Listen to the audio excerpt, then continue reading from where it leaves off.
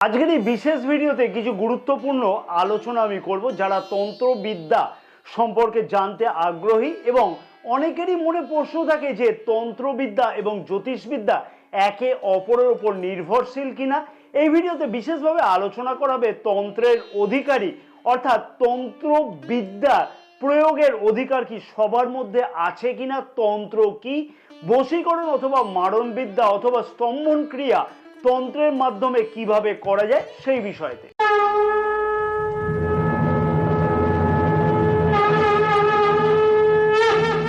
নমস্কার প্রিয় দর্শক বন্ধুগণ, আমি শ্রী পরাশর তোমাদের সকলকে জানাই সাদর অভ্যর্থনা তোমাদের এই প্রিয় চ্যানেল দ্য ডাইরেকশন অফ ডেস্টিনিতে। আশা করছি প্রিয় দর্শক বন্ধুগণ সকলেই তোমরা বেশ ভালোই আছো। ভিডিও শুরুর পূর্বেই আমি আন্তরিকভাবে ধন্যবাদ জানাই যে সকল প্রিয় দর্শক বন্ধুগণ অলরেডি চ্যানেলটি সাবস্ক্রাইব করে রেখেছে এবং যে সকল প্রিয় দর্শক বন্ধুগণ এখনো পর্যন্ত চ্যানেলটি সাবস্ক্রাইব করেনি তাদেরকে আমি বিনীতভাবে অনুরোধ করলাম অতি অবশ্যই চ্যানেলটিকে সাবস্ক্রাইব করে রাখবার জন্য, পাশে থাকা বেল আইকনটিকে প্রেস করে অল নোটিফিকেশনে সিলেক্ট করে রাখবার জন্য। তাতে কিন্তু সমস্ত ভিডিও নোটিফিকেশন তোমাদের কাছে আগে পৌঁছবে। ফেসবুক পেজে বিশেষ ভিডিওটি যে সকল প্রিয় দর্শক বন্ধুগণ দেখছে তাদেরকেও আমি বিনীতভাবে অনুরোধ করলাম অতি অবশ্যই কিন্তু পেজটিকে ফলো করে রাখবার জন্য এবং সাথে সাথে আমাদের ইউটিউব চ্যানেলটিকেও অতি অবশ্যই সাবস্ক্রাইব করে রাখবার জন্য। প্রথমে আসি তন্ত্র কি। তন্ত্র সম্পর্কে আলোচনা করতে হলে সর্বপ্রথম প্রশ্ন আছে তন্ত্র কি। সংস্কৃতে বলা হচ্ছে তন্ত্র, অর্থাৎ তনু শব্দের অর্থ হলো দেহ এবং ত্র শব্দের অর্থ হলো ত্রাণ বা রক্ষা, অর্থাৎ যার সাহায্যে তনুকে মানে হচ্ছে তনু মানে হচ্ছে কি না দেহ, ত্র করা যায় অর্থাৎ ত্রাণ করা যায় বা রক্ষা করা যায়। তাহলে পুরো কথাটা অর্থ হলো তন্ত্র সম্পর্কে যে দেহকে রক্ষা করা।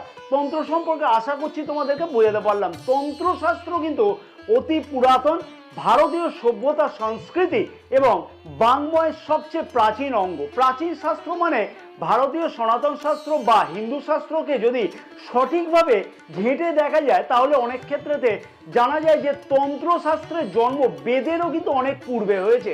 যাই হোক, সব কথার মূল উদ্দেশ্য হচ্ছে যে বেদের আগে বা পরে যখনই তন্ত্রের আবির্ভাব হোক না কেন এটা অতি প্রাচীন কাল থেকেই চলে আসছে। এটা কিন্তু বাস্তব সত্য কথা। উপরন্তু দেশের অধিক শতাব্দী কাল ধরে কিন্তু তন্ত্রমন্ত্রের প্রভাব সারাটি ভারতবর্ষব্যাপী এবং সুদূর বিদেশব্যাপী ছড়িয়েও পড়েছে। কিন্তু দেশ বিদেশে তন্ত্র তার আসন প্রতিষ্ঠা করেছে এবং আজও তার প্রভাব দেখা গিয়ে থাকে ভারতবর্ষ ছাড়া অন্যান্য দেশেতেও। এবার আসা যাক, তন্ত্রবিদ্যার প্রয়োগ কি সবার অধিকার আছে? প্রিয় দর্শক বন্ধুগণকে প্রথমে আমি বলতে চাই তন্ত্রবিদ্যা হচ্ছে একটি গুপ্ত বিদ্যা। কোনো বই দেখে তন্ত্রবিদ্যা কিন্তু সঠিকভাবে শেখা, জানা অথবা তার সম্পর্কে গভীর থেকে গভীরতম জ্ঞান অর্জন করা কোনোভাবেই কিন্তু সম্ভব হয় না। তাহলে অনেকেরই মতেতে কিন্তু প্রশ্ন থাকবে যে মার্কেটে বা বাজারেতে অনেক তো তন্ত্রের বই পাওয়া যায়, তাহলে সেইগুলো কি সম্পূর্ণ ভুল তথ্য? আমি বলবো না, কোনোটাই ভুল তথ্য একদমই নয়।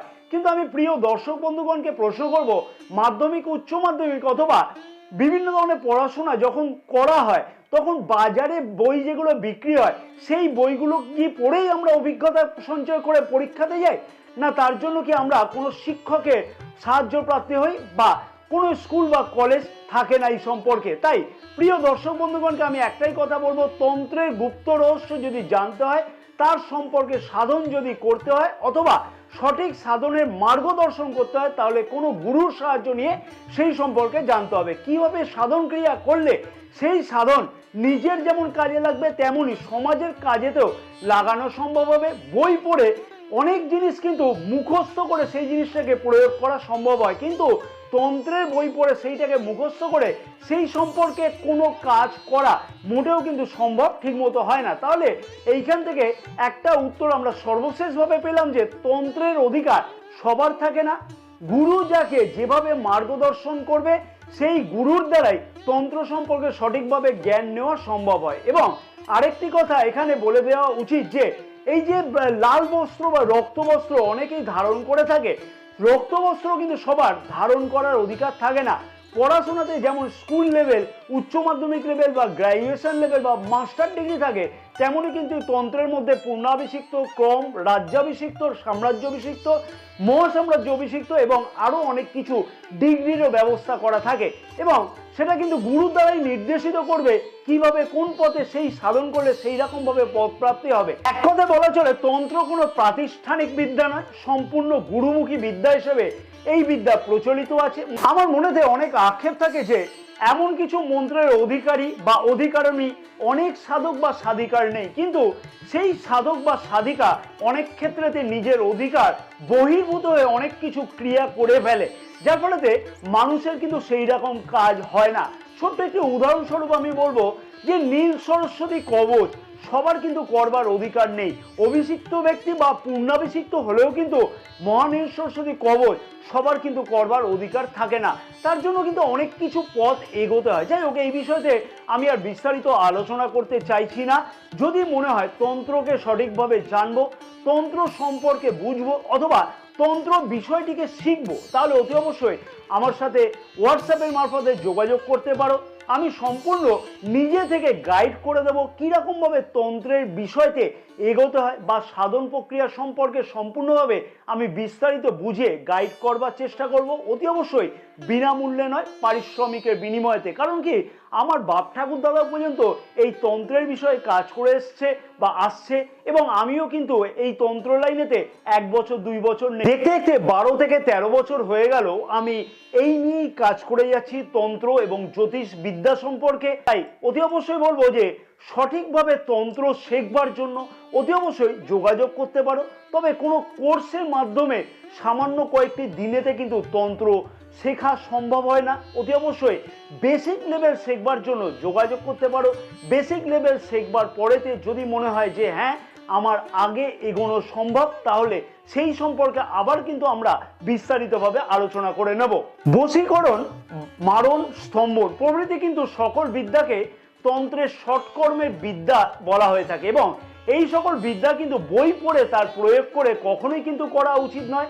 আমার মনে হলো যে কোনো কাউকে স্তম্ভন করব অথবা তার জন্য একটি যন্ত্র এঁকে কবজে ভরে দিলাম, তাতে কোনোভাবেই কিন্তু কাজ হয় না। সেই মন্ত্রের অধিকারী বা অধিকারিণী প্রথমে হতে হয়, সেই মন্ত্রকে গুরুর দ্বারা পুরস্চরণ করতে হয়, গুরু পথ দেখাবে সেই মন্ত্রকে কিরকম ভাবে উদ্ধার করতে হবে এবং সেই মন্ত্রে দেব বা দেবীর মন্ত্র সাধন করতে হবে, সেই বিদ্যার অধিকারী হতে হবে। তারপরেই কিন্তু সেই মন্ত্র দ্বারা বা সেই যন্ত্র দ্বারা সঠিকভাবে কাজ করতে হবে। যেমন আজকালকার দিনে সবার মুখেই শুনে থাকি বগলামুখী মন্ত্র। মা বগলামুখী হচ্ছে 10 মহাবিদ্যার 8ম মহাবিদ্যা এবং এই 8ম মহাবিদ্যার অধিকার সাধারণ মানুষের আছে কি?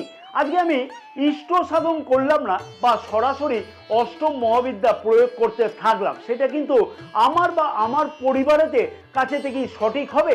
আজকে হয়তো সে বুঝতে পারছে না, কিন্তু ভবিষ্যতে এমন কিছু ক্ষতির সম্মুখীন হতে হয় সেই সাধক বা সাধিকার যে ডাইরেক্ট 8ম মহাবিদ্যা প্রয়োগ করছে এবং সেই ক্ষতি যে অপূরণীয় ক্ষতি হয়ে থাকে পরবর্তীকালে, সেই ক্ষতির কিন্তু কখনো পূর্ণ করা যায় না ঠিক মতো করে। তাই তন্ত্রবিদ্যা সম্পর্কে জানতে বা শিখতে বা প্রয়োগ করতে চাইছে যে সকল জাতক জাতিকা, সেই সকল প্রিয় দর্শক বন্ধুগণকে আমি অনুরোধ করব অতি অবশ্যই সঠিকভাবে যদি জ্ঞান অর্জন করতে হয় তাহলে আমার সাথে হোয়াটসঅ্যাপের মারফতে যোগাযোগ করতে পারো, এই সম্পর্কে সঠিক পথ প্রদর্শন করে এবং আমি সাধন পর্যায়ে কিভাবে এগিয়ে যেতে হয় সেইটাকে সম্পূর্ণভাবে গাইড করে দেবো। এবার আসি, অনেকের মনে তো এই প্রশ্ন আছে যে তন্ত্রবিদ্যা এবং জ্যোতিষবিদ্যা একে অপরের ওপর নির্ভরশীল কিনা। আমার মনে হয় এটা কিন্তু একদম বাস্তব সত্য কথা। তন্ত্র এবং জ্যোতিষ একে অপরের ওপর নির্ভরশীল। সামান্য একটি ছোট্ট উদাহরণ দিচ্ছি। প্রেম সম্পর্ক অথবা জীবনসাথী সম্পর্কেতে বিশেষ কিছু সমস্যা কোনো জাতক বা জাতিকার হচ্ছে, কিন্তু কি জন্য হচ্ছে সেইটাকে জানতে হলে জ্যোতিষবিদ্যার কিন্তু সঠিক জ্ঞান থাকার দরকার।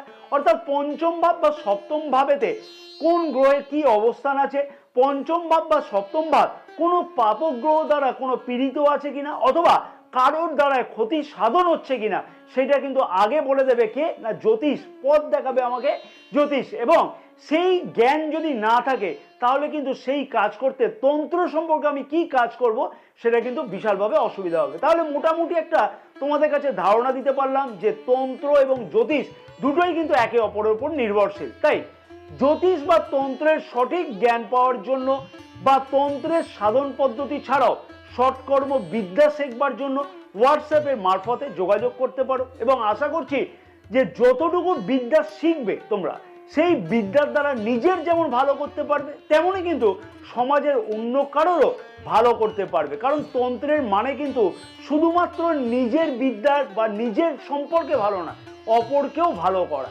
আশা করছি এই ছোট্ট ভিডিওর মারফতে আমি অনেকটাই তোমাদের বোঝাতে সক্ষম হলাম যে তন্ত্র এবং জ্যোতিষ সম্পর্কে। এবং ভিডিওটি যদি ভালো লাগে তাহলে অতি অবশ্যই কিন্তু একটা লাইক করবার পরামর্শ থাকলো, এবং অতি অবশ্যই কিন্তু চ্যানেলটিকে সাবস্ক্রাইব করে রাখবার জন্য সকল প্রিয় দর্শক বন্ধুগণকে অনুরোধ করলাম একান্তভাবে। ফেসবুক পেজে এই বিশেষ ভিডিওটি যে সকল প্রিয় দর্শক বন্ধুগণ দেখছে তাদেরকেও আমি অনুরোধ করলাম যে অতি অবশ্যই পেজটাকে ফলো করে রাখবার জন্য, আমাদের ইউটিউব চ্যানেলটিকেও অতি অবশ্যই যেন সাবস্ক্রাইব করে রাখা হয়। এরকম গুরুত্বপূর্ণ অনেক কিছু তথ্য অতি অবশ্যই তোমাদের কাছে দিতে থাকবো আমি। জয় মা তারা, সকলে ভালো থাকো।